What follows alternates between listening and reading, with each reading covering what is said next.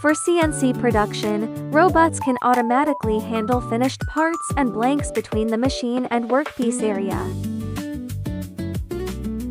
For material handling, robotic automation supports repetitive pick, transfer and placement operations.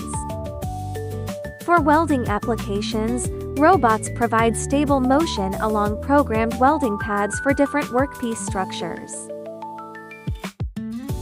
For spraying applications, flexible robot motion helps cover different surfaces and working angles. Different applications require different robots, tooling and integration methods.